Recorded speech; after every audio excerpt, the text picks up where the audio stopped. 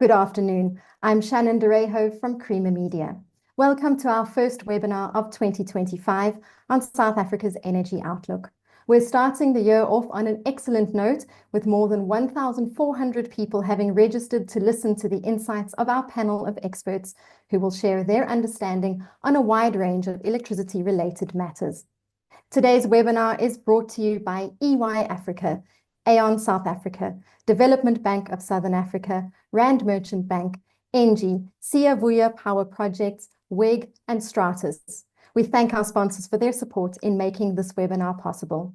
Before we get started, please be aware that we've enabled the Q&A function, so please post any questions into the Q&A box. You'll find this on the panel at the bottom of your screen.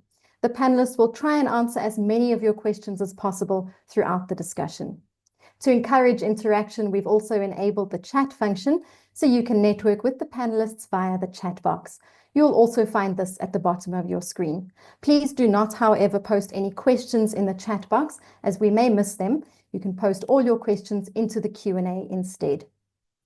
Please be aware that we are recording this webinar and we'll be sending the recording to you when it's available. We're also streaming the webinar live to YouTube, and we'll share the link in the chat once it's available. Today's webinar will be facilitated by Naveshan Govender, the CEO of the South African Wind Energy Association. He has over 12 years of experience in the green economy environments in the private and public sector. In his capacity as the CEO of SOWEA, he advocates for a thriving wind energy sector in South Africa, with local participation and beneficiation at the heart of its development.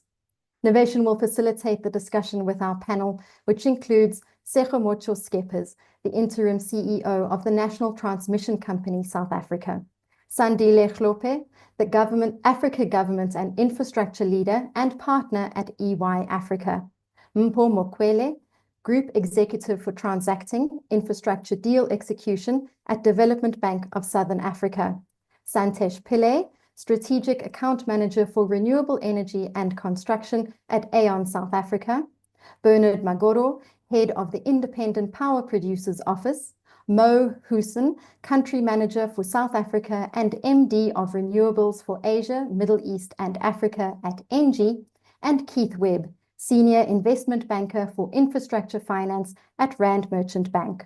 I'll hand over now to our facilitator, Naveshan Govender, to continue with the proceedings. Over to you, Navesh.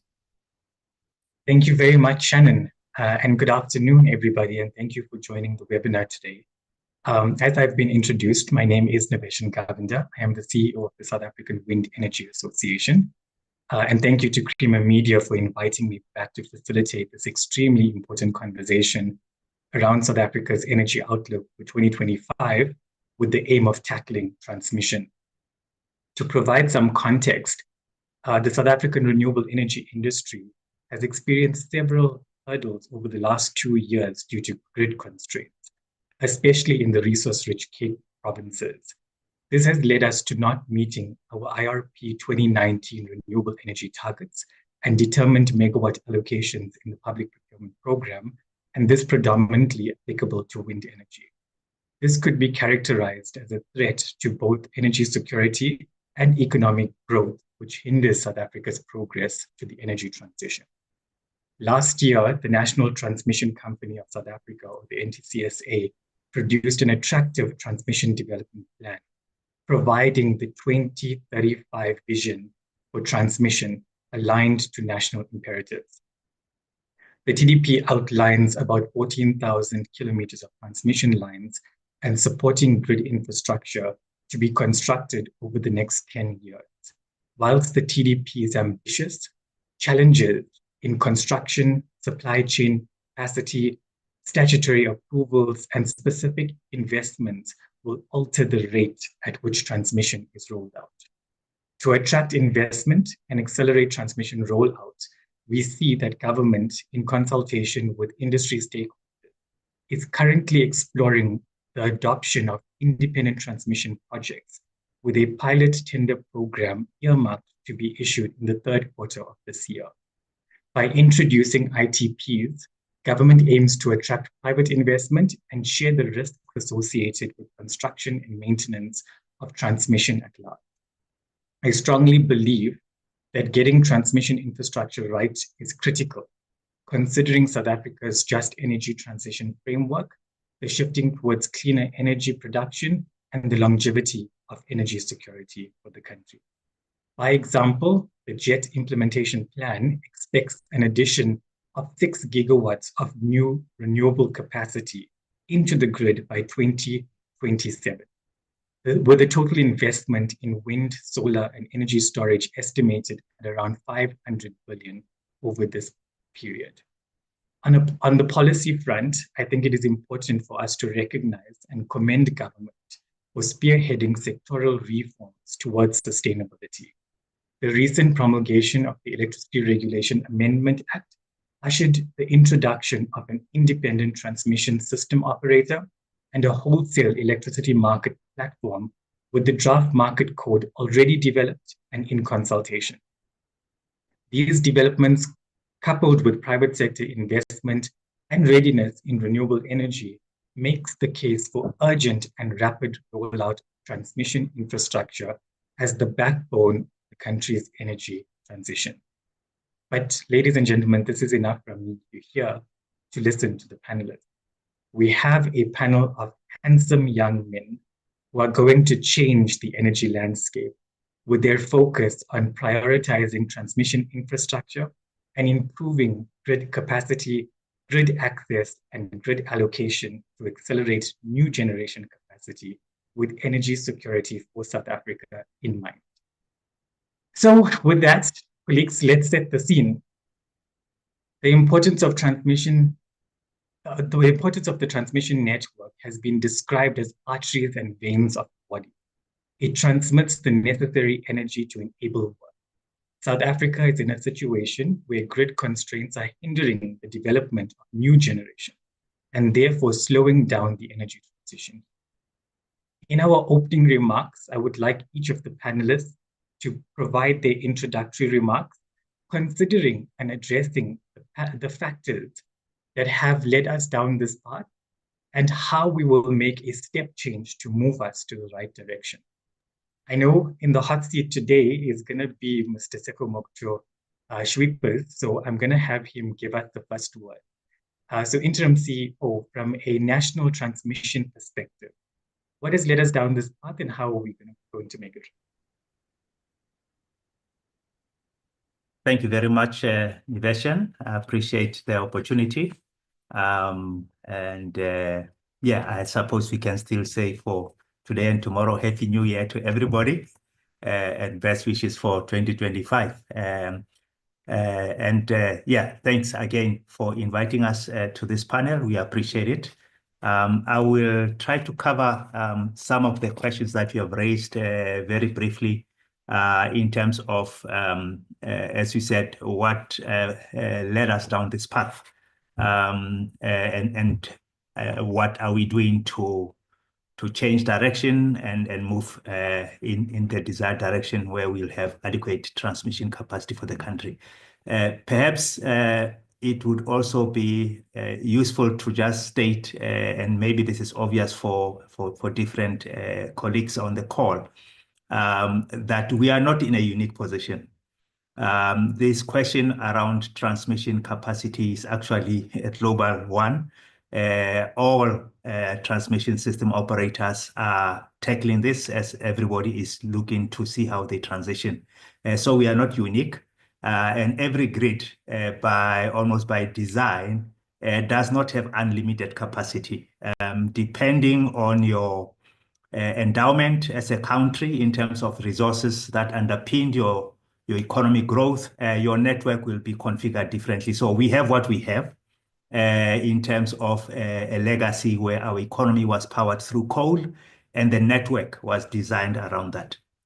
But as reflected in the grid code and following the RP and the different updates that we have made, we recognize that for the transition, it's important to expand the network into areas of the grid that have good renewable resources, but the network is not adequate. So that is really the focus. And there's a few other factors, I think, that brought us there. The structural configuration of our industry, including the vertical integration of Eskom for more than 100 years has been in part a contributor because when you are needing to juggle priorities, you may not always prioritize transmission. So where we find ourselves having established NTCSA, I think it's already a very much better place to be for the country, that you will have a business that is solely focused on the transmission network, the system operations and the market operations. And so I think that ability to focus will stand us in good state going forward. So I think we've already taken a big step as a country by setting up NTCSA. And as you mentioned, the Electricity Regulation Amendment Act of 2024 goes further to put certain obligations on the NTCSA as the deemed ITSO, Independent Transmission System Operator for the country. So I think already we have a few good pegs in the ground. And now that we have this entity, our focus is really on implementation of the programs that we've laid out. We are waiting keenly the outcome of the NESA decisions around the revenue applications that Eskom and NTCSA have made. And that will be a good indicator for status as to what we'll be able to invest on and how quickly we can roll out the infrastructure. But the plans are there, and the preparatory work to get the projects to investment readiness is underway, and we'll share a bit more as we go along. Thanks, Nivesh. Absolutely. Thank you so much. So the NTCSA is the application of policy in practice. Let's move on to Sandile. Sandile, if you can give us a macroeconomic perspective on how we got to where we are and how we're going to fix it. Yeah, good afternoon, Nivesh, and to the audience. And it's a real honor to be on today's podcast. I think I'd probably say there's a couple of key macro factors led to where we've gotten to here. And I think, interestingly, Homocho has highlighted that it's a global phenomenon. But I'll probably highlight about three key factors in terms of, from a South Africa perspective. I think one, there was real obvious pressure for us to increase reliable power supply by seeking to increase the supply of electricity from different sources of energy, which then meant we needed to lay down a grid to some of our new renewable energy projects that have spun up over the years to ensure that could be transmitted to the line.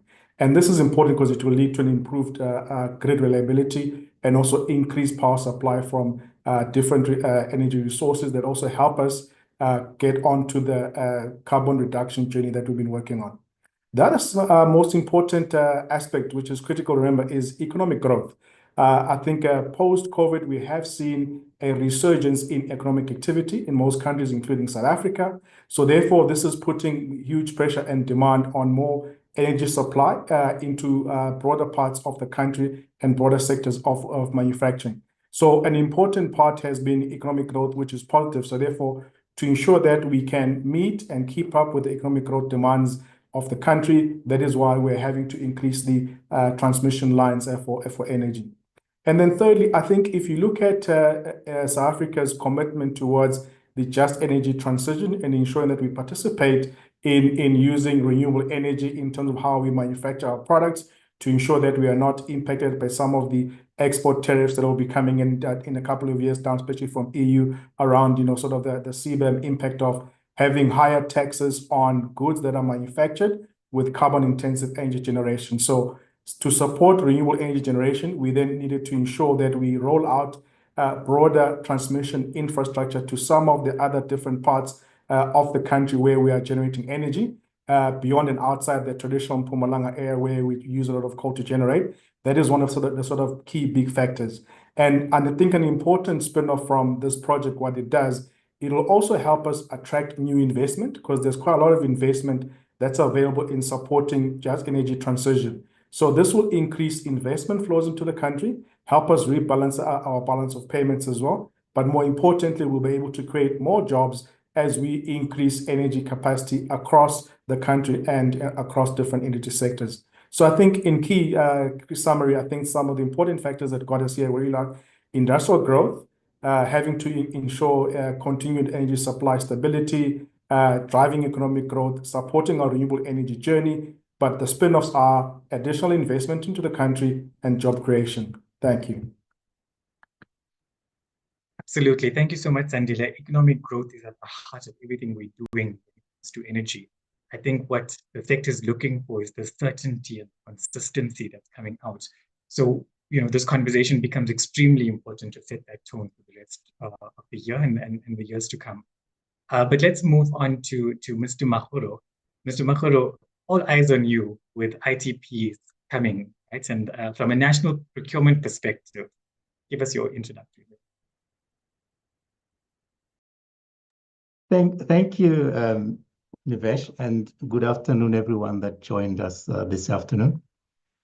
Yes, you're right. From the government perspective, and I'm really speaking here not just about the IPP office, but also government.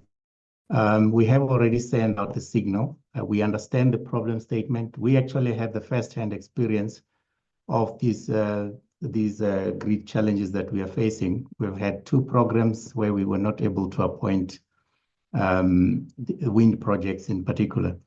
So what is positive is that at least the government has taken major steps, starting with the amendment to the ERA, which was now brought into effect from the 1st of January. And as Mr. Skeppers mentioned, with that, we are now able to look at other options of solving the transmission challenges that we're facing.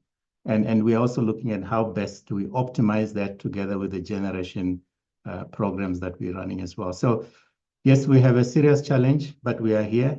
Government has taken robust decision in terms of solving the problem. And all of us within government and ESCOM are ready to really implement those initiatives that have been unlocked now with the ERA amendment bill. So yeah, I think we're ready. Thanks, Nivesh. Thanks so much, Bernard. Mo, I'd like to bring you into the conversation from a private sector perspective, an IPP perspective. What are you guys seeing as the challenges that led us here, and what are you guys seeing? Can we do more? Is this enough? What can we do to fix it?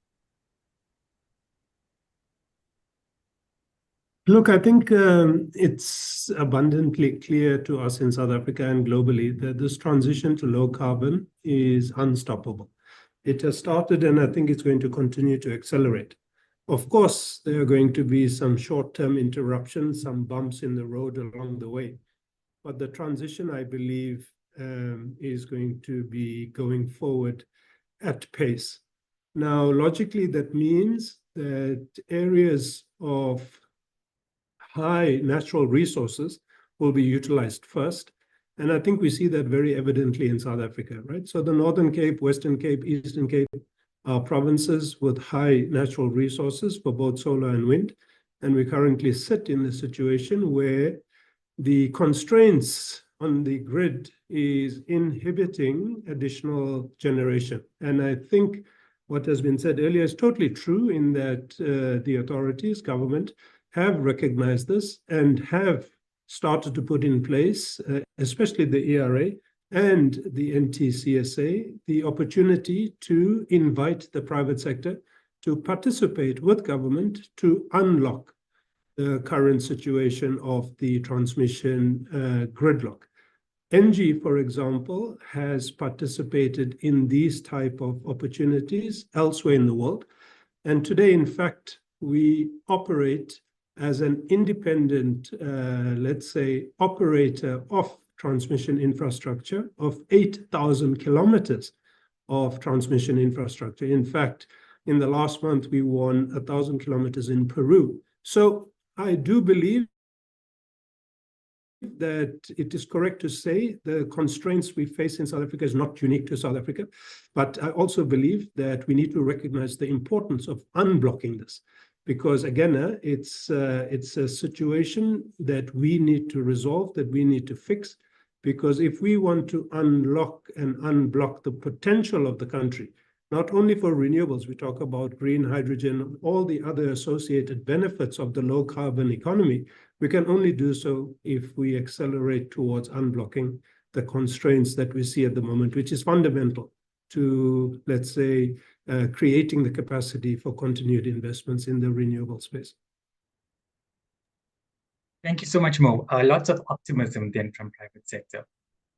Keith, let's talk about the money. You know, we need the money to do this, right? And someone tells me that RMB is sitting with all of the money to build this infrastructure. So tell us from a lender's perspective, how are you seeing this going? Yeah, thanks, Naveshan, and good afternoon, everyone. So, you know, this asset class, this transmission infrastructure is no different from any other infrastructure asset class. And one which both FirstRand, RMB, and other lenders in South Africa, and including the capital markets, the pension funds, etc., know how to fund. You know, to give you a sense, through the REAP program that the IPP offices run, through private power programs, just in the power sector, but equally in the road sector, we've got across the continent ports, etc., which we fund on the basis of either PPPs or direct balance sheet exposure. So we're no strangers to infrastructure investment, and I don't think the transmission system will be any different. To give you a sense, I mean, just over the last 2 years, how much capital we can move very quickly.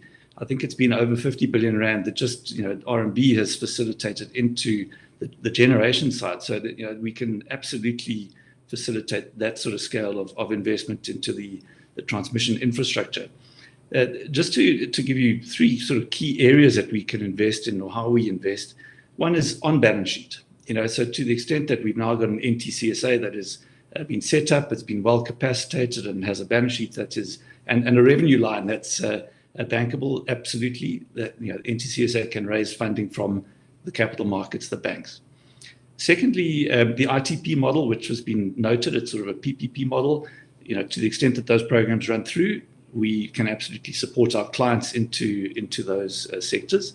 And then thirdly, we already invest in the transmission infrastructure. I mean, through the IPP program, what we're finding is that we're increasingly investing in what we call deeper and deeper grid connection works. So, you know, I mean, it's relatively small scale to compare to what Sekhumocho has to invest in, but we've invested at roughly 1,500 MVA in MTS capacity, so actual grid connection capacity, and that's not even the lines, etc., around that. So those 3 key areas that we can certainly facilitate. Thanks, Naveshan. Thank you very much, Keith. Mpho, let's bring you in, the developmental perspective, right? DBSA has done a lot of work on this. You understand really well how to unlock infrastructure programs and projects, and how important transmission is for energy security. Give us your perspective. Okay, thanks, Naveshan. So I was struggling to put my mic on. We've got money too, by the way. I'd like to add, you know, it's not only Keith that is money. Yeah, so, but of course, the topic you've just asked about is quite an important one. In my view, you know, everyone knows that we've got challenges around high unemployment levels, especially youth unemployment, poverty, and inequality. But at the same time, under this program, transmission program, we've got a great opportunity in that, you know, there's an estimated investment amount of about 290 billion over the next 10 years.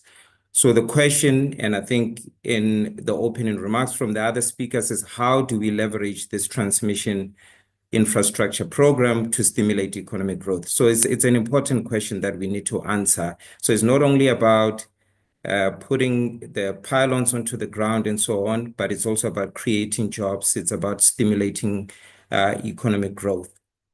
So in parallel to this program, it's important that we then implement a parallel industrialization program in order to manufacture some of the components locally. We've got shortages in terms of manufacturing capacity. You know, we need power transformers, and as well as insulators and many other components. So it's quite important that we build that capacity ahead of rolling out this massive program that is going to be in place for a very long time. So we need to be ready. I think that's the key message that I'm trying to outline.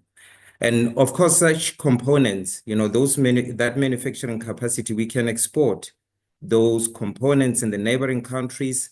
We need interconnectors, transmission in order to export and import electricity in our neighboring countries, across the entire region. So there is a big demand, not only in South Africa, but across the entire region. So it's a great opportunity for our businesses locally in order to build that capacity. From an ownership point of view, which is an important topic as well, it's important that it's not only foreigner investors that are involved in this program. So local players and local communities, it's important that they are involved, and we advance finance to them. So access to finance is an important topic of discussion. Of course, the DVSA was quite involved from the inception of the Renewable IPP program in terms of financing those local players. So from a development financier such as myself, it's an important aspect that we must not ignore. Yes, we've got this transmission infrastructure that we need to build, but let's not forget that key aspect. And I spoke to the aspects around supporting SMMEs, especially businesses that are in the townships. The township economy is quite important for us to stimulate economic growth in those nodes. So, and I'm not only talking about them participating directly at the ownership level of the various ITPs, these transmission infrastructure projects, but it's important that they're involved across the entire value chain. Supplying nuts and bolts, those components that I spoke about, they can also provide services such as civil works. So there's great opportunities for everyone, and we need to make sure that we unlock those types of aspects for them to be involved.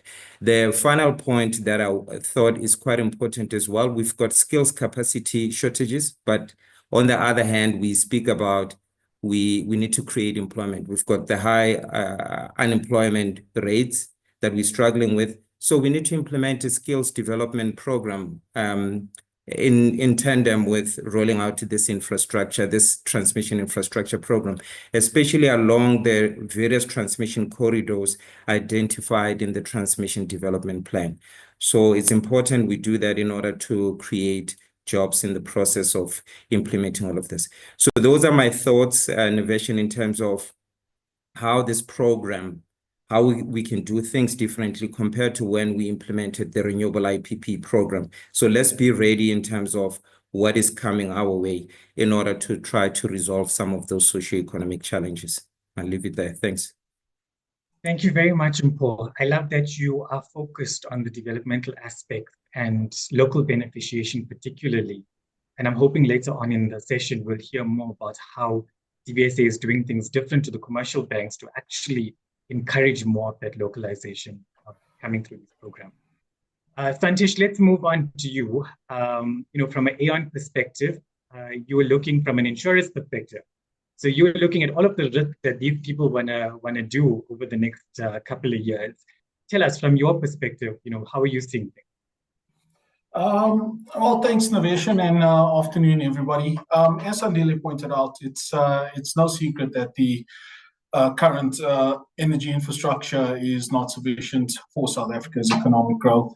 But with the TDP and the latest bid window projects being released, this is a step in the right direction for us, considering or taking into account power generation and transmission. The capital raised to implement these projects need to be ensured adequately. This means engaging with your risk manager, risk consultant, to identify the risks involved throughout the project life cycle. Essentially, we'd look at supply chain issues ranging from raw material shortages, availability of transporting these manufactured goods if they are imported, and where do they dock? So the conditions of the harbor. Skill shortages, as Paul pointed out earlier, we need to upskill our people to be able to implement these projects as well. Duration of the project. There are many variables to take into account the duration of the entire project. increased cost of materials over the project period, inflation, severity of weather events have increased. We have a climate risk monitor system, which will be able to provide a report on the weather events which can be expected over the project period. This will help to mitigate the risks or the foreseeable risks for the project lifecycle. And then rapid evolving technology. This is an interesting one. I just read an article this morning where China have designed and are implementing a wind turbine which can generate 25 megawatts of power. So imagine a wind farm generating 10 gigawatts of power. So we need to future-proof the infrastructure being built now. Thanks, Santesh. Lots to consider. And I think that gives us a sense of understanding the complexities and starting to address the challenges from all perspectives. I want us to focus, colleagues, a little bit more on the transmission development plan, the 2025 to 2034 timeframe, which in my opinion is very well articulated in the new TDP to expand and strengthen the transmission network. However, implementation is key to realize the positive impact that we are all expecting. The reality is that the NTCSA's line construction capacity is currently around 800 kilometers a year, but the required average is about 1,400 kilometers a year. And we have a potential at South Africa to peak at around 2,700 kilometers a year. And this all articulated in this TDP. Through the South African Renewable Energy Grid Survey that Eskom has done with industry, we also understand that there's about 133 gigawatts of renewable energy in different stages of development across the country. And the survey gives us a good sense of where the transmission infrastructure is required. So Seko Moshod, coming back to you, what progress has been made to date on the transmission network in the short time frame that NTCSA has been around? And how does this align with the NTCSA's 2025 priorities, now considering that you are an independent subsidiary to Eskom? And what factors are you considering to ensure that we are able to implement transmission with pace? Nivesh, thank you very much for that question. In terms of the rollout of the TDP, I think one of the colleagues mentioned a phrase that we also use internally around the project lifecycle. So when we talk about projects being at different phases of development, it depends whether they are still an idea or whether in fact people are out in the field and the construction is happening. So we do follow a project lifecycle model to develop projects to make sure that we cover all the relevant aspects adequately as we go through the process. To roll out the infrastructure in the shortest possible time, we've also then looked at the overall TDP, and we have identified what we called priority programs. And there's essentially two of them. The one is really looking at our existing substations and making an assessment of whether we have the ability to expand that substation, add more transformers, and through that be able to connect more renewable generation into those localities. So that's work that has been done, and we are very clear around what is possible where on the network, and we are busy developing those projects through the project lifecycle. And I'll give you some numbers just now. The second program is really what we call expedited, and it's also looking at the key corridors that we need to focus on, and we need to roll out and make sure that we fast track progress. So I'll give you some numbers on those, but before I get there, I think maybe just to mention, which I think touches also on your point around how do we scale up. We have done a reasonable amount of work in terms of what we call the enablers, to say for the infrastructure to be rolled out, there are certain, if you wish, pieces of the jigsaw puzzle that need to fall into place. We need construction companies, we need equipment suppliers, we need EIAs, we need access to land and so on. So we have already put a number of panels in place that would actually fast track our procurement to appoint contractors, owners, engineers, and indeed even some of the long lead items such as transformers. So those enablers are largely in place.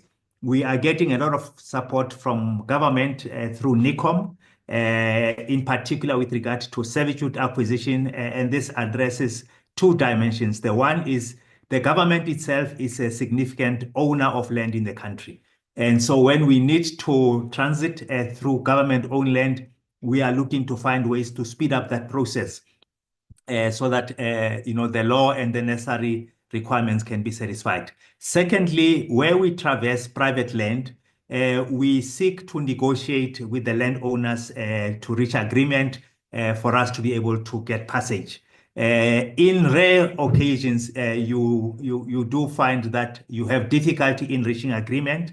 And given that this is in fact critical infrastructure for the country, we then may have to resort to asking the government to expropriate on our behalf. And we've had successes with this process, which we ask government to expropriate, and the landowner is compensated at market-related rates. So in monetary terms, they get what is fair for the land for us to transit, but that is something that is really a last resort. We prefer to reach an amicable agreement and roll out. But the support is forthcoming, and it's very important for us to know that the instrument of expropriation with compensation at market-related fees is effective and can be efficient and be above board and withstand any legal challenge. So those enablers are substantively in place, and we are beginning to reap the rewards of that support from government, which I think also reflects a very critical requirement for success, which is alignment among key stakeholders.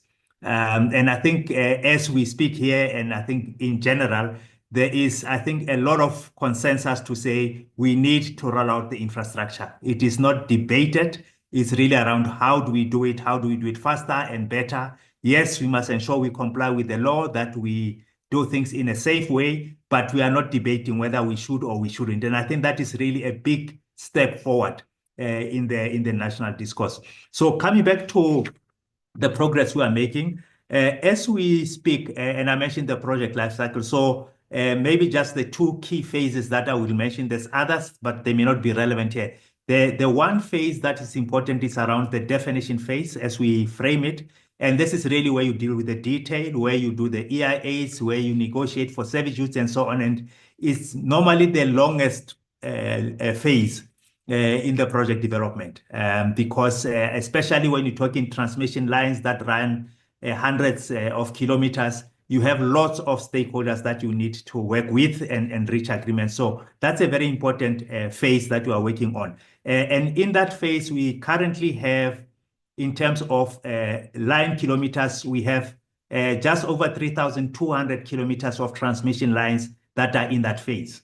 It's still not enough, and we are looking to grow that, obviously, and accelerate as much as we can. But it's really once that phase is done that we can talk about execution, actual construction, procurement, and so on. So getting the definition phase sorted is very important, and we have over 3,200 kilometers of lines in that phase. And already in execution phase, we have roughly 950 kilometers of transmission lines that are already under execution, which means either we are procuring or construction is in progress, but the investment decision has been made and you are implementing the project, working with partners such as in the construction sector and so on. And maybe just briefly on the substation side, in terms of adding transformation capacities into the grid, we have 14,500 MVAs of transformation capacity that is in the definition phase, where we are just finalizing the technical specs, the design layouts of those substations with a view to move them to final investment approval and then execution, and just over 10,000 MVAs of transformation capacity that's already underway. So as in execution. So the program is moving. I think we are getting, as I indicated, a lot of support from the key stakeholders, and we will obviously seek to keep stakeholders appraised of progress as we go along. Thank you. Thank you very much, Mr. Peepers. I think it's extremely encouraging to hear the preparedness and the thinking around being prepared and ready to actually roll out this program. So thank you for that. Mr. Shlope, let's bring you in. Energy security has an inherent impact on business. From a business perspective, what is the economic impact of increased grid investments right now, and this versus a lagging TDP rollout? So if we do hit hurdles, how will that impact? Sure, great. Thanks, Nivesh. I think a great question.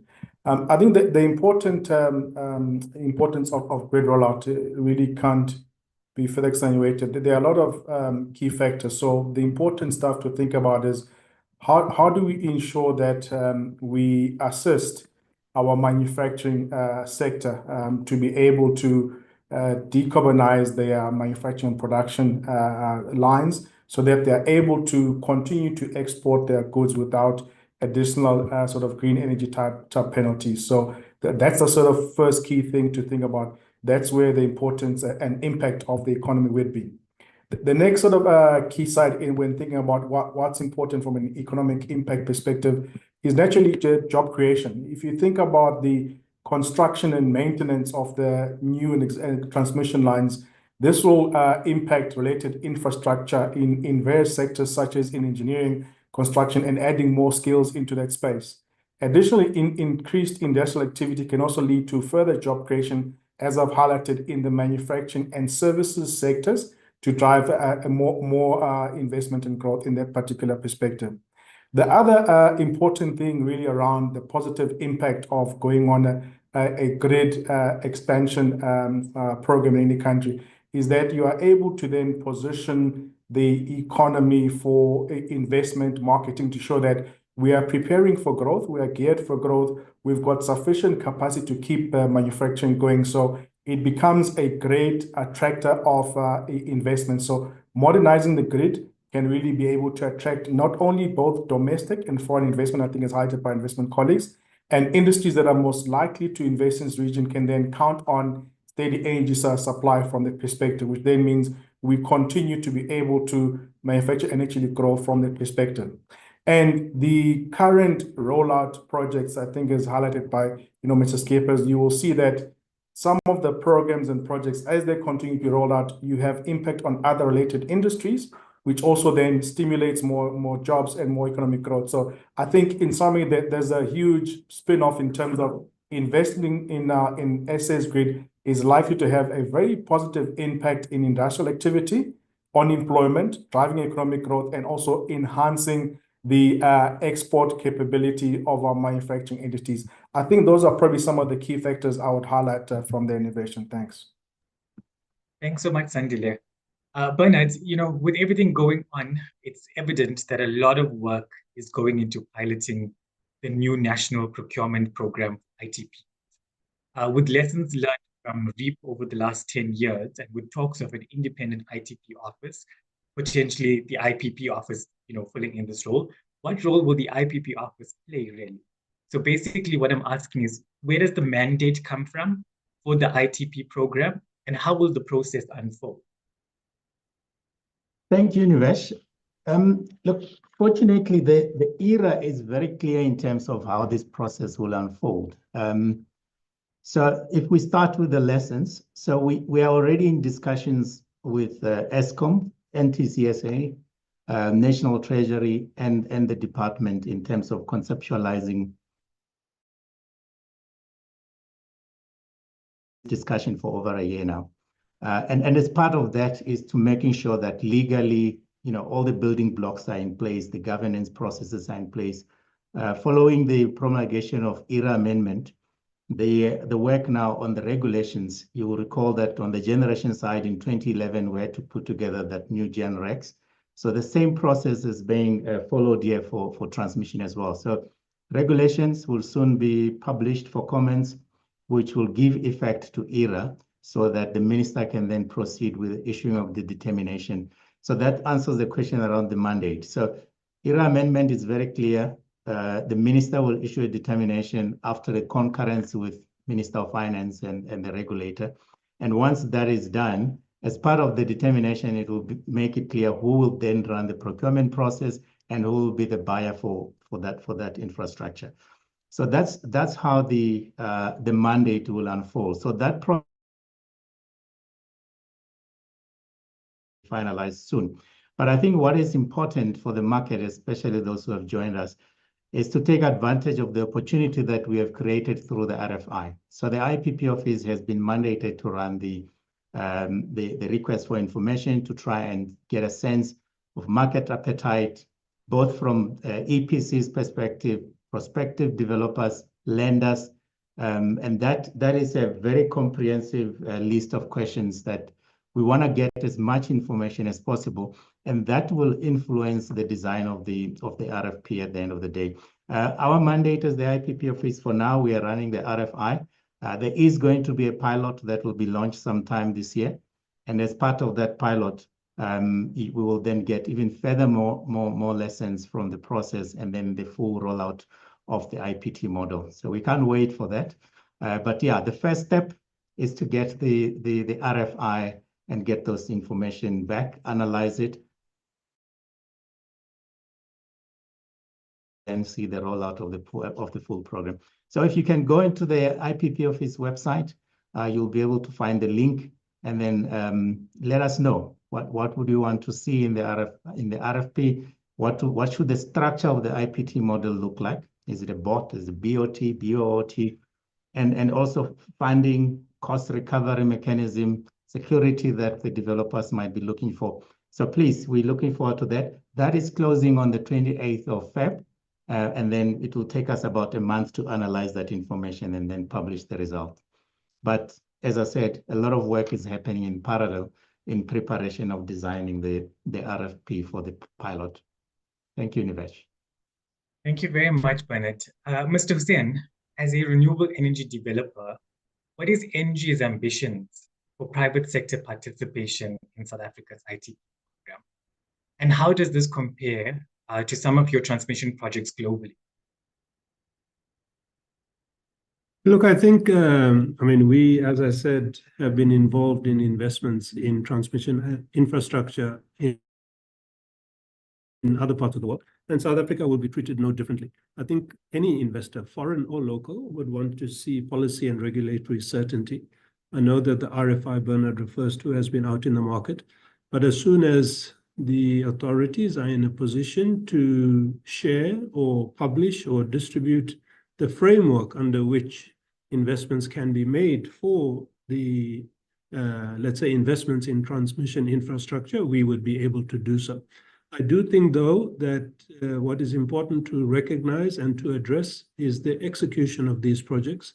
I know that there has been some investments in transmission infrastructure that Sekomoko referred to earlier, but if we really, as you indicated, want to unlock and realize thousands of kilometers on an annual basis, I think the stakeholder framework, and by that I mean the entities, the companies that have the expertise and experience to be able to execute on this type of infrastructure, is very unknown at this stage, because it's relatively new for us, considering that we've not really made significant investments in this space in the recent past. So it is vital to understand the capabilities, competencies, and expertise to be able to then reach out to the market in South Africa to be able to execute on these infrastructure developments. So from our side, of course, policy and regulatory certainty on the one hand is important, but equally important is to have a knowledge and understanding of the capabilities of the environment to be able to execute on these projects. I mean, those are two vital elements that we would need to understand to be comfortable to make these investments, knowing that they can be executed in a way that's going to be done safely and correctly. Thanks, Mo. Mpho, a local investor's perspective. In your view, what are the challenges and possible solutions, if you have them, for investing in transmission expansion? Okay, thanks, Nevesh. I think a lot has been said in terms of some of the challenges, but I will sort of try to cover some of the additional challenges. One of the things that we require in order to implement a successful program, because we're talking about a programmatic approach, is a robust pipeline of transactions or of transmission projects that are coming to market, because you need regular sort of procurement rounds that are coming to market. So it's quite important that those issues that Sohomojo was talking about around permitting and licensing, especially the servitudes, we are able to clear those issues up front so that we do not have a stop and start type of a program in order to achieve economies of scale, of course. So we need to accelerate the pace at which we are preparing some of these projects. So quite an important aspect from a DVSA point of view. We've got project preparation funding that we are ready to deploy in order to ensure that a bulk of these projects do reach a bankable feasibility stage ahead of the launch of the program. Quite key. The local capacity aspects we've already covered, issues around EPC skills capacity, manufacturing capacity. I won't cover that. Cost reflective tariffs are quite important. It's quite encouraging that NTCSA has already made the application to NESA and is under consideration. So it's quite important that investors are enticed to participate under this program, knowing that they will obtain a return on investment. So it needs to be a viable project, and it speaks to bankable financial models as well. The programmatic approach I've already spoken to, that we need to adopt a programmatic approach similar to how we've managed to roll out the renewable energy capacity in this country under the Renewable IPP program. So we need to set up another similar type of office, or it can be bundled with the IPP office. I don't want to upset Bernard now. So that is quite important in terms of making sure that we are coordinated. There's in the market in terms of various procurement rounds that must come to the market, and we achieve those economies of scale that I spoke to. And the last point is that, and the RFI that we were speaking about is going to help with this aspect, is that we need to finalize our transmission investment models, making sure that they're bankable, underpinned by credit enhancement mechanisms that can appease investors to participate, and as well as an acceptable risk allocation mechanism, allocating risks to parties that are best placed to manage or mitigate those risks. So I'll stop there. Thanks, Nevesh. Thanks, Mpho. Mr. Webb, South Africa has been looked at as an attractive investment destination for renewable energy projects over the last 10 years. In RMB's experience, what advantages does SA have in attracting private sector investment in transmission projects particularly? And are lenders willing to really participate in this transmission development? And is this directly with IPPs or ITPs or through the NTCSA? What's the thoughts around here? Yeah, look, I think we've got a really great program, a REAP program to look at as indication of appetite. So, we look for three key things to find a bankable sector. Regulatory arrangements are absolutely key, and I think some of the other panelists have already mentioned some of those points. I would just want to double click on two key points. So the first thing is the implementation of the Electricity Regulation Act. It's been promulgated, it's in force, but we now need to start working with it and using it and probably polishing it and fine-tuning it as we go. The move to a market, an electricity market is absolutely critical for a lot of the work or the investment that we see going forward. The second thing in terms of regulatory is we do need a transmission tariff, and this is something that we as a sector need. We need to understand what is the revenue line that gets attributed to the transmission or the NTCSA or to the transmission network more broadly. Without a revenue line, we don't know what we're banking. So those are two key things on the regulatory side. On the cash flow side, I think we're sort of skirting around a couple of issues, right? So We've now got a separated NTCSA, which is, ostensibly managing a cash flow. We need to see that cash flow for it to be bankable. Ring fencing of revenue streams, these sort of concepts we need to talk about. But the key thing is that you run all the way through the cash flow, you look to the other end, who's paying for the electricity at the moment? The municipalities and their inability to pay, or their arrears, becomes a sectoral issue. It's a major issue that we as a sector need to recognize will impact the entire sector, transmission included. The third key thing or key element that we look for is the credit support in this program. I think Paul had mentioned that briefly, but who is going to underpin the payment of any concession fees? What does that guarantee look like? Is that Treasury? How's that going to happen? Is it more multilateral agencies, etc.? And there are lots of discussions happening on that. Where those discussions land are going to be critical for the bankability of the transmission sector. Thanks. Thanks very much, Keith. Santiash, in preparing for this ITP program, there's risk all over the place. So government has risk and private sector will have to absorb some risk as well. What are the key risk factors that both government and private sector should consider when preparing for this kind of? I would assume that the key risk factors would be the same as any other infrastructure project. So natural perils, you're looking at storm, wind, fire, earthquake. Theft is also a major concern, not only in this country, but globally. Delays in construction due to physical damage, or supply chain shortages, defective design, and workmanship. I think the key is to ensure the right insurance program is in place to cover these projects and mitigate these losses. Essentially, what I would like to see is a draft template of insurance requirements put into these contracts, which would outline the insurances that should be taken. You're looking at covers like marine for the transportation of materials.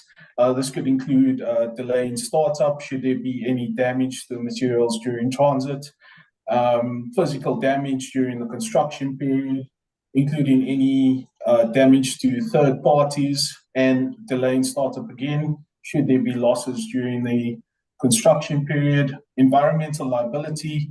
I think whilst the TDP has been done for the right reasons, we do not want to damage the environment whilst we're still upgrading our lives.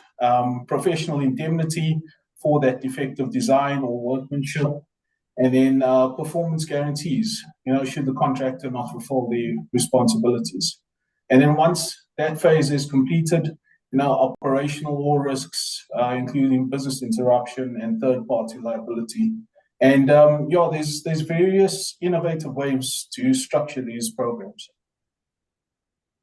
Thank you very much. I think from those answers, it's clear that the TDP is a life plan, and it provides direction into what we need to do. Now we need to plan for implementation. And private sector has indicated a strong willingness to participate, provide resources, and collaborate and work with government to accelerate transmission development. The question remains, and Mo, I know you need to jump off soon, so I'm going to ask you the last question before you leave us. The question remains, are we ready? Do we have the necessary skills, the necessary experience, the necessary expertise, the know-how in South Africa to implement these transmission development projects? And this is in addition to building renewable energy projects. What should the industry really be focused on to do? I think you can never be 100% ready. I think it is better to learn by doing than waiting to see whether everything is in place before you start. So very clearly learning by doing, I think, is an important step forward. I think we've recognized that the country has very successfully rolled out a renewable program, as we all know. So there's no reason. There are some critical elements that we spoke about that needs to be in place. But I think once we know and can see that those critical elements are in place, I think part of being a developer and an investor is to onboard some of the risks that we as developers are prepared to take, knowing that we can address those risks specifically and find participants and counterparties that are best able to deal with those risks. So in my view, is the country able to launch the transmission infrastructure program, and are developers and funders and the whole cohort of stakeholders ready and able to execute on it? Yes. But of course, there are some fundamental building blocks that we've mentioned over the course of the last hour that needs to be in place for this to happen. So in my view, yes, I think we need to start it. As I said, it is becoming critical that we need to get this going, because it is a vital constraint in enabling us as a country to unlock the potential of the country, right? So the answer to your question is we can do it, but we need to do it in a very progressive and coordinated way. But I don't believe that we need to wait until we feel on paper that we have everything in place. As I said, if we have the critical elements in place, we learn as we do. Awesome. Thank you very much, Mo. Please feel free to leave us when you need to. If you have time, please join us again. We can continue the conversation. But thank you for coming through. Mr. Skeepers, at the end of the day, the transmission build is the responsibility of the NTCSA. So you're going to be, overall responsible for this. What are your expectations of private sector in participating? Thank you very much, Nivesh, for that question. I think one of the key outcomes that we are really looking forward to is what Mr. Magoro referred to in terms of the RFI that has been issued to the market. I think the outcome of that exercise will help us have a better appreciation of the let's say how we conceptualize the design of the framework that has to be put in place. Right now, it's a bit early for me to be too explicit about our expectations. But I mean, as is common, for example, with the IPP program, one of the key considerations in that whole exercise actually revolves around value for money. So we need the private sector as partners to bring value to the table, whether it is bringing new capabilities, new resources, dealing with risks that we otherwise couldn't. But I think that, to me, will be an outcome of the RFI, speaking specifically around the ITP program. As we are delivering through various methodologies, we are employing EPC, we are doing certain projects with different contracting arrangements. Clearly, value for money is key, that the suppliers, whether it's manufacturers or contractors that will do the construction, be efficient in how they price for the work that they do, because ultimately this reflects in the tariff to the end customers, which impacts the overall economy and our competitiveness as a country. So it's not about us as NTCSA. It's really around doing things in an efficient way so that ultimately the country can benefit by being competitive. So that's a key issue. One of the colleagues mentioned environmental compliance is very essential. We have to comply with the law. And last, but really what should be paramount is safety. As we roll out this infrastructure, is construction, heavy machinery, possibly working in difficult environments, and you really need people to be adequately resourced, trained, supervised, so that we don't lose lives in our pursuit of rolling out the infrastructure. But some of this, I think, will emerge as we go along. Some may be new, but some are really common to infrastructure projects that we need to make sure that we are all responsible players and contributors to advancing the interests of the country. Thank you. Thank you very much, sir. Mr. Magoro, I was looking through the questions from participants. A lot of people want to know the mechanics, right? So let's talk mechanics. The ITP program, I read somewhere in an article this week that is expected in the third quarter of 2025. Are there any definite timelines that you are able to share with everyone? And then in answering that question, I also want your advice, right? Because it looks like as government, you guys are very much ready to go. But industry also needs to be ready to respond. So what should industry be considering at this point to respond? Yeah, if I can start with the first question. The timelines, at this point, all we can say is that the plan is to release the pilot during this current, not financial year. That's the plan. But I think all of that will be confirmed after we analyze the RFI and see what we're getting and what the market expectations are like, and the market readiness, of course. So on the timeline, unfortunately, I can't. I wish I could, but yeah, a lot of this is still very much in the discussion and conceptualization phase.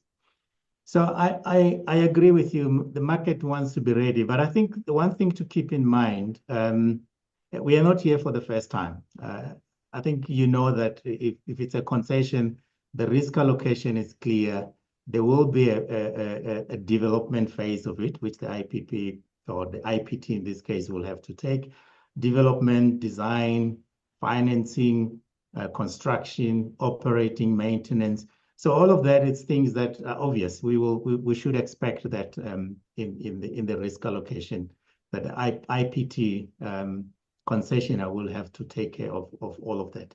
And then the other thing which I must emphasize, and Mpho touched on this, localization. I think 290 billion rand, 14,000 kilometers. That's an opportunity for South Africa to maximize on economic growth. So you should expect that similar to the REAP program, there will be a lot of focus on industrialization for the country, on creating jobs and all other elements of, triple B scorecard, local ownership, South African entity participation. So those are some of the things you should expect coming out of the RFP once we are ready. But unfortunately, the timelines, I can't. But maybe the last point to mention is that if you recall, even in the generation renewable energy programs, what we have been seeing lately, there's been a lot of self-built elements to although it was generation procurement, there was a lot of self-built element attached to it. So really what's happening now is just to split that transmission element and then make that a standalone project with this one standalone procurement process. So otherwise, everything is the same. You still need to design the line substation. You still need to construct. Unfortunately, then, or fortunately, then you hand to transmission immediately after commercial operation. And in this case, there will be this concession period where operating and maintenance might sit with the IPT concessionaire and then with the transfer at the end. So I think that's very much what the industry can start preparing on in the meantime. Thank you. Thank you. Thank you very much, sir. Mr. Pillay, Bernard talks about different parts of this process, right? And the one I want to talk about is construction sector. And this is a highly contested space in South Africa, as we all well know, not just in recent times, but for a long time. And we are expecting that there will be change in that sector through the ITP program. How do we navigate potential risks that are going to come out? And really in the aim to make the best opportunity of accelerating. Yeah, so the construction industry is highly contested. I think pre-COVID we were stronger. There's an uptick, obviously, over the last couple of years with regards to construction. But navigating the potential risks, I think the first step would be to identify the potential risks. Supply chain, talent shortage, which we've touched on many times, contractor liquidity, and regulations. And then this can be achieved by performing a thorough risk assessment, analyzing the likelihood and impact of each risk. Once the risk assessment has been completed, we can list them from high to low risk and try and mitigate the high risks with insurance, and the low risks try to carry to the project owner's balance sheet or arrange for a captive or parametrics solution to be in place. One of the aspects I did see, touching on your point how we can build on this, one of the aspects of the process in the renewable energy construction industry is the contract documents take a long time to be finalized. For example, a power purchase agreement would take anywhere between 12 and 18 months to finalize. I would like to see that maybe 6 to 12 months. But as it has been pointed out, there are a ton of role players involved. And yeah, I think that it would be a good opportunity now to try and streamline that process. Perfect. Thank you so much. Keith, you know, in my head, you're the money guy, so I have to come back to you for the money. And I'm now told that Paul also has money, so I'll also go ask him for money at some point. But for now, tell us, you know, there's all of these hundreds of billions of rands that is required for all of. Can you quantify for us how much capital will be needed to strengthen and expand the SA transmission network? And how is private sector going to support this? What is the balance between private sector and public sector in investing in this infrastructure? Yeah, thanks, Innovation. And look, I'm stealing somebody else's homework here because I'll point you all to the transmission development plan, which is Sekgomotsho's remit. And it's a very well put together plan, well documented. It's got a capital budget in there. They wisely only show us now 5 years ahead, and they're talking about sort of 80-odd billion rand for the next 5 years. But certainly if you do your math, you know, you will get up to that circa 300 billion rand over the next 10 years. So these are large sums of money. But equally, they unlock and enable substantially more investment in the generation side as well. You know, let's call it another 200, 300 billion rand, if not more.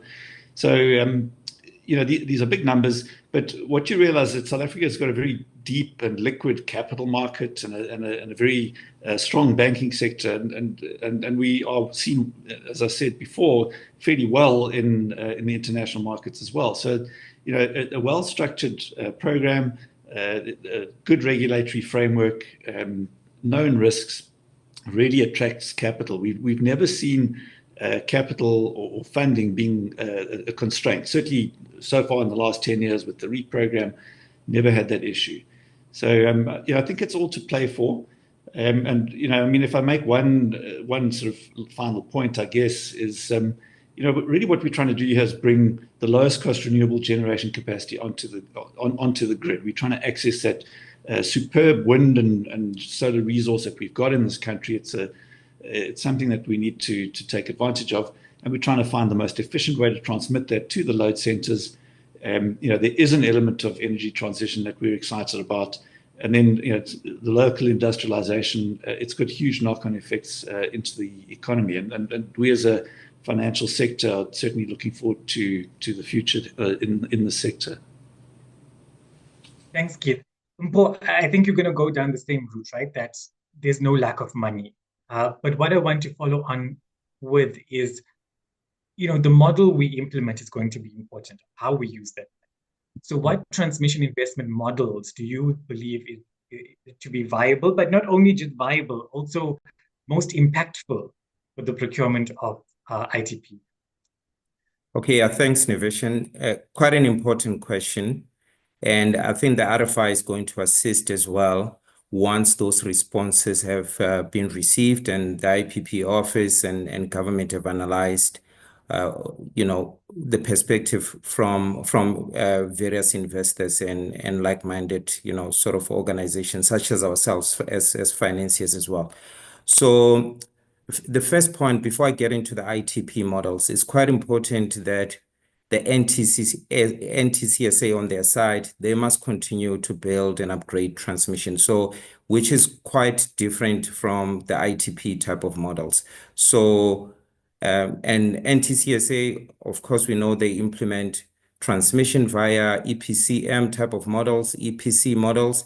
And at a very high level, we've been having discussions with the NTCSA team that one of the models that they must explore is an EPCF type of a model, which is used quite a lot in the region outside of South Africa. We've been involved in those types of projects. So this is whereby an EPC contractor not only builds the transmission infrastructure, but they bring to the table innovative financing mechanisms and as well as the financing package to the table. And we believe, I think this is sort of the middle ground in terms of considering NTCSA's current limitations from a borrowing capacity perspective. Now, coming back to your question in terms of viable ITP models, they are essentially about 3 models. The first one being a BOO model. This is whereby a private transmission company, they build, they own, and then they operate the transmission infrastructure. So as you can imagine, the ownership in that case vests with the private party, and obviously quite contentious considering the public transmission is a public infrastructure. But that model nonetheless has been successfully implemented in countries such as China and India. Now, the second model is a slight derivation from the model that I just spoke about. It's a BOOT model. So this model resolves that ownership issue that I spoke about. So at the end of the concession period, the transmission infrastructure then reverts to a public utility such as the NTCSA. And that model has been considered by ourselves as well as the Ministry of Energy and Electricity, and it's up for consideration in terms of implementing our own ITP program. It was successfully implemented in markets such as Peru and Brazil. And the last one, which now is almost the inverse of what I just spoke about, a BTO type of a model. This is whereby after the construction period, the ownership of the transmission infrastructure is then transferred immediately to the public utility. So you don't only transfer that transmission infrastructure at the end of the concession period, but immediately after the commercial, when the commercial operation date is about to start. And our toll roads have been implemented using that type of a model. So it's a bankable model. So ownership is not always important for financiers in terms of their security packages, in terms of unlocking finance. So it is doable. I know a lot of financiers will say, what is my security? But it's not always important. And it has been demonstrated in this country. And of course, then underpinning all of these models that I just spoke about in order to ensure that they're bankable. And I spoke to this point earlier on, we need a credit enhancement mechanism. The government, as we know, has got constraints in terms of providing government guarantees. So the World Bank is assisting currently National Treasury, our own government, in terms of what they call a credit guarantee vehicle. We are involved in some of those discussions on our side, and as well as other lenders, and just to see whether that type of a vehicle can be the alternative to the government providing government guarantees. Hopefully, I've explained. Thanks, Innovation. Thank you very much, Mpo. Sandile, any national program at this scale is a massive opportunity to support local businesses, create jobs locally, and bolster the South African manufacturing sector. You spoke about this a little bit. Industry readiness is key here to make sure that we make the best of the opportunity, right? What, in your assessment, is South Africa's manufacturing capability to support the TVP? And will this really revitalize other sectors like the steel sector as transmission enables more generation capacity, in turn allowing for more off-takers onto the grid and using green electricity? Yeah, thanks. Great question, Innovation. And I think it's an important thing that's always nagging a lot of people. I think we've heard that financing funding, plenty of that available. And I guess the question around manufacturing and skills capacity and the impact that is also that. So I would say that there's probably 5 key factors that would impact South Africa's ability to meet the requirements from a manufacturing and skills availability perspective. And really, these 5 things, in my assessment, would be, looking at how do we increase manufacturing capacity, how do you address the skills, how do we look at infrastructure related to transmission construction, and then some investment policy and partnership. And let me just touch on each of these briefly. So if you look at the South African manufacturing capacity, we've got a well-developed manufacturing sector, including companies that produce electrical equipment components in these countries. However, it's the ability to scale these to support the massive transmission line projects that are underway that would require increased production capacity and investment into the technology. So the positive thing we've heard that there's plenty of investment available to support this manufacturing sector and actually drive the growth. We've had steady power supply over, I think now we've probably crossed the 10 months of continued power supply, which then means there is certainty around ability to manufacture. So that part can be addressed. From a skills capacity perspective, we do have quite a skilled labor force, particularly in the engineering and construction space, which are the key skills required to build the sort of electricity grid we're looking to drive.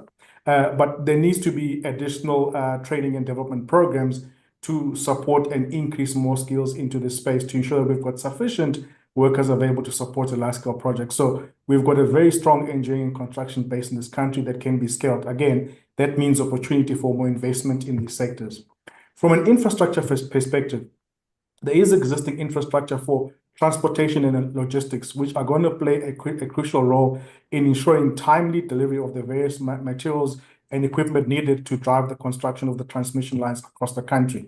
That then means there will be further opportunity for growth in the transportation and logistics space, and we continue to see further investment and interventions to ensure that our logistics and transportation sector is strong. But that's the other opportunity to actually increase investment in that space.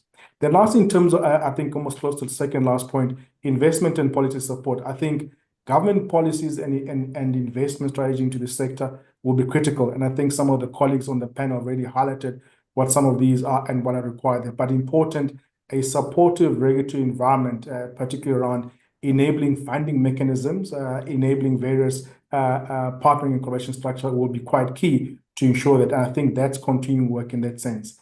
Then lastly, I think partnerships and what we broadly call collaboration, because this is an ecosystem and you need everybody in the ecosystem to participate and support. So what's important is that with international firms and local businesses, they can actually help to bridge the gap in any technology expertise in the form of PPPs and PSPs to enable the partnership.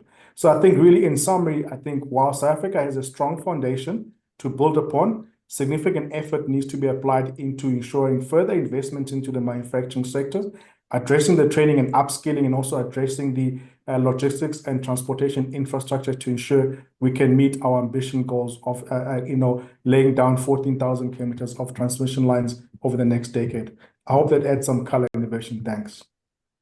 Absolutely. Thank you so much for that.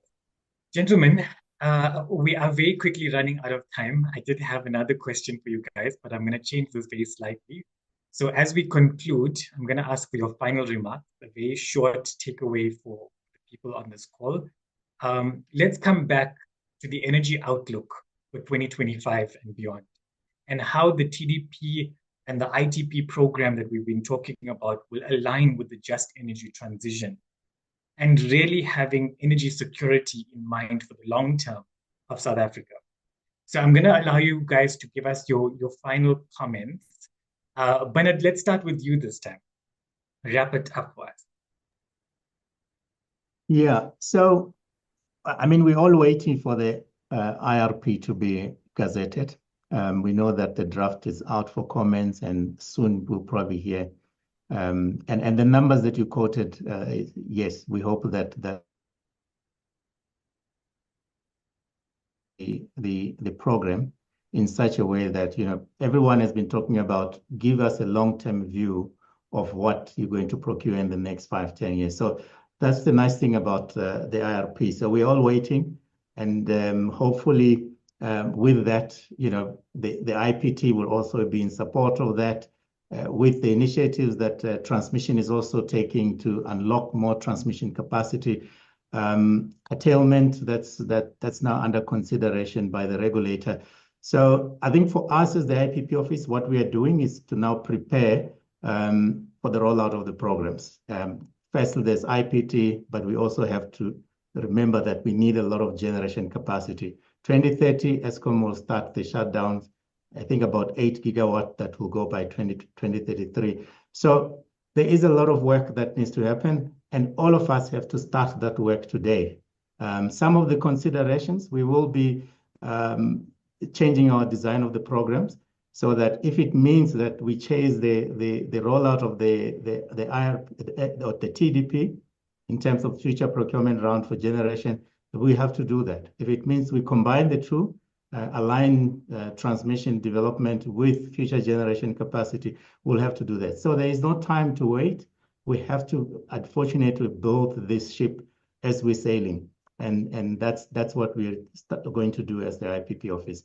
But thank you very much for the engagement. There was a question on industrialization. Yes, all our procurement rounds are actually aligned with the country's industrialization strategy. So when we frame up a procurement round, whether it's for transmission or generation, we have to take into account the latest industrialization strategy so that the targets that we set are realistic first, but they also drive economic development for the country. Thank you. Thank you very much, Bernard. I'm loving the "we can do it" vibe. So let's keep that one rolling for the rest of the year. I see you spoke about curtailment. I'm very happy to hear that. You know, as the wind industry sector, we're looking forward to curtailment being approved with window 8 for wind only. Let's see how that comes about. Thank you so much. Keith, give us your parting words, your final remarks. Yeah, thanks, Niveshan. I think we need to build a level of confidence in the sector in South Africa. I mean, it goes to your point around a very well-planned IRP, very well considered, moving into a TDP, a transmission development plan, leading to procurement that will come through to allow for industrialization. What I also look for is not only that sort of centralized sort of thinking, but the ability to flex. We've been amazed as one simple unlock in the private power space, the unlock of the licensing, the generation license, has unleashed a huge amount of energy in the generation side. And I look for those sort of opportunities in the transmission space as well. And that's not necessarily ITPs, but it's also how do we as private sector lean in, fund more of the MTS works, the deep grid connections, et cetera, and the frameworks around that to unlock the energy, not just in an overall plan, which is great, but also in smaller ways, is also what is exciting. Thanks, Keith. Yeah, I think that conversation between government and private sector and the lenders particularly is so key to ensuring that we're moving together and we're constantly moving, even in small steps, but we're doing it together and we're all in the same. Thank you for that. Mpho, final words, good sir. Oh yeah, I mean it's been a wonderful discussion, I must say. So my final words, we've been having quite a lot of discussions with the NTCSA team and as well as the Ministry of Electricity in 2024. We want to accelerate that process on our side as DVSA, assisting both parties in establishing the program that I spoke about, right? Not only to solve our grid capacity constraints, but also to stimulate economic development. I think we are all in sync in terms of the dual objectives of this program. It's not only about investing in infrastructure. So we want to build on the successes of the IPP office and the renewable IPP program as a blueprint, where we were quite prominent in terms of setting up that office ourselves, DVSA, National Treasury, and the then Department of Energy. So we want to replicate those successes. On the financing side, as I said, we've got money. We will continue to provide, we want to provide project preparation funding to ensure that these projects are well prepared. They reach bankable feasibility stage at an accelerated pace. And once the project do reach implementation stage, we've got project financing solutions in the form of debt and equity, and most importantly, to fund our local players and local communities to not be left behind. Thank you. Absolutely. Thank you, Mpho. Your message is loud and clear that you have the money and that it should be coming to you, not just to RME. Thanks. Santesh, you've been talking risk all the entire session. Let's end on some positivity. Where are the opportunities? Yeah, I think there's great opportunity, and this webinar has been real positive. I think it was Bernard who mentioned manufacturing locally in South Africa. I think that's a great point.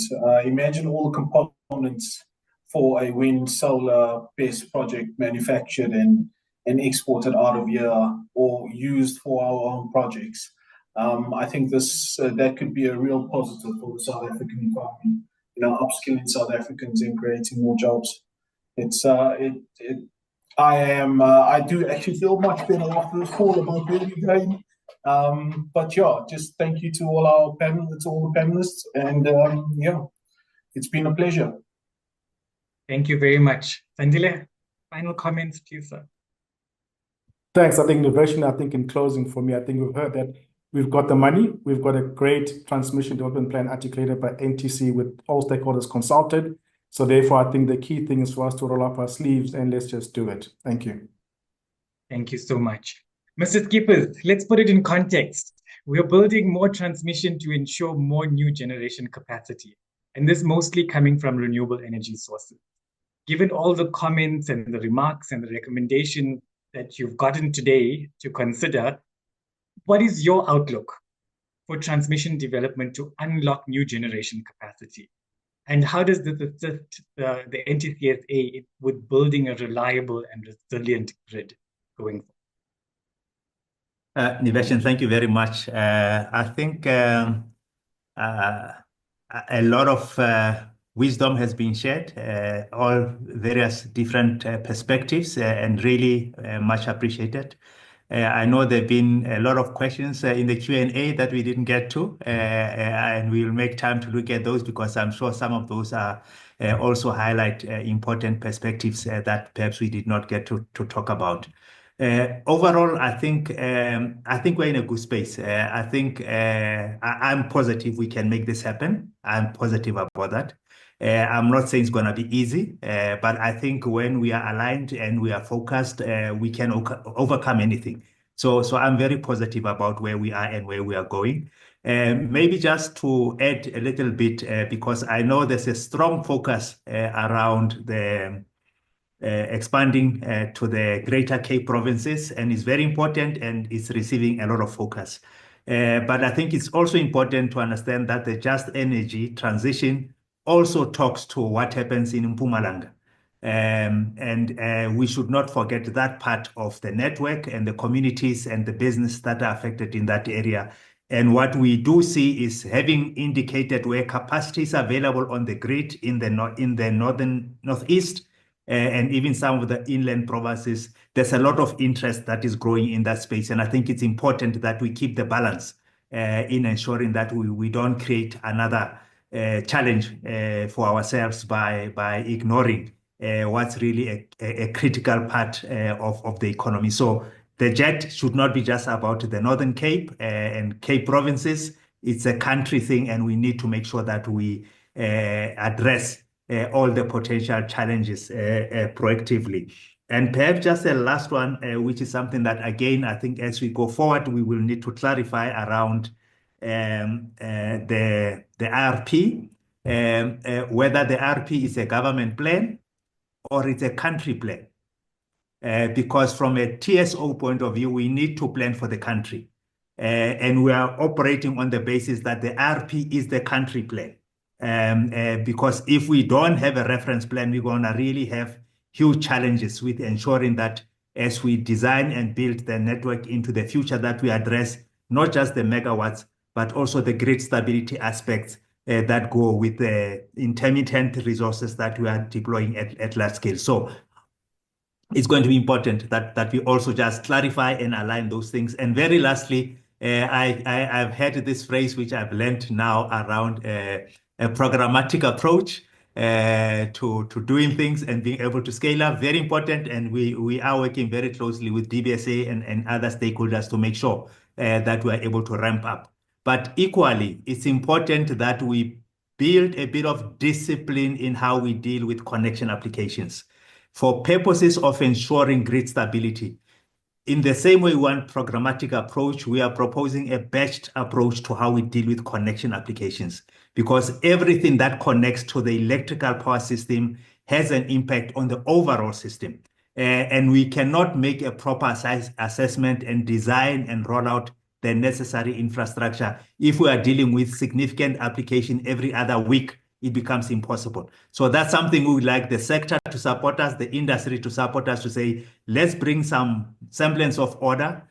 For us, stability of the grid is supreme, and we do not want to compromise that as we move forward into the decarbonization trajectory. But Nivesh, thank you very much. I think it's been very insightful for me to hear the different voices. We appreciate the questions that are in the Q&A, and we'll also look at them. But over to you. Appreciate it. Thank you. Thank you very much, Mr. Skeepers. Shannon, I believe that Mr. Skeepers has given us the next topic for the next session. It's an extremely important conversation to be had.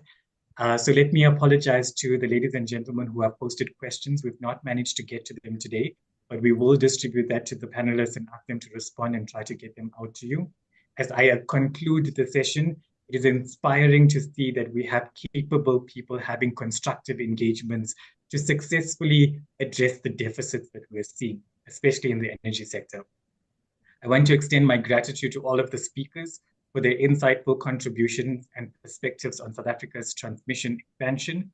We have sufficiently discussed the challenges and opportunities and how elevating grid constraints will unlock new generation capacity with the ripple effect on economic stimuli through job creation and revitalizing local industries.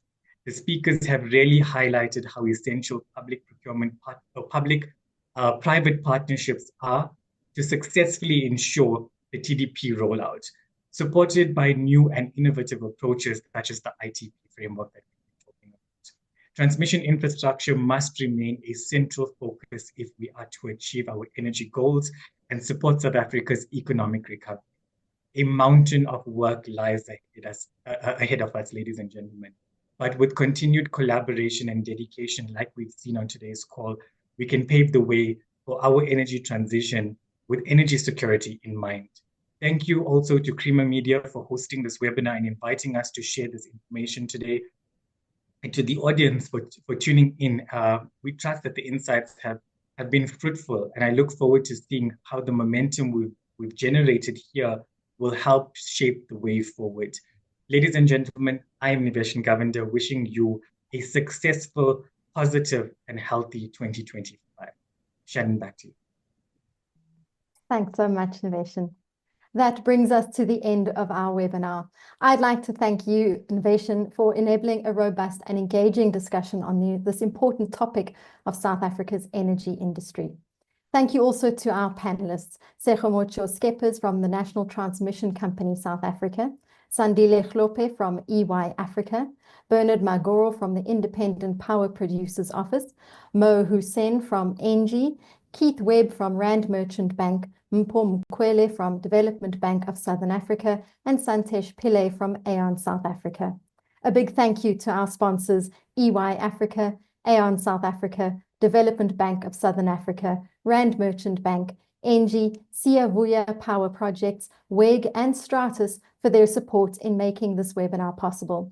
And finally, thank you to the attendees for taking the time to join us for this discussion on South Africa's energy outlook and the topic of energy transmission in South Africa. Our next webinar takes place on Wednesday, 26 February at 2 p.m. and focuses on seizing the business opportunities for improved waste management and circular economy systems. The link to register for that webinar has been shared in the chat. The recording of today's webinar will be sent to you in due course. And if you have any additional questions, please be in touch. You can reach us at shannon@creamermedia.co.za. Thank you for your time and goodbye.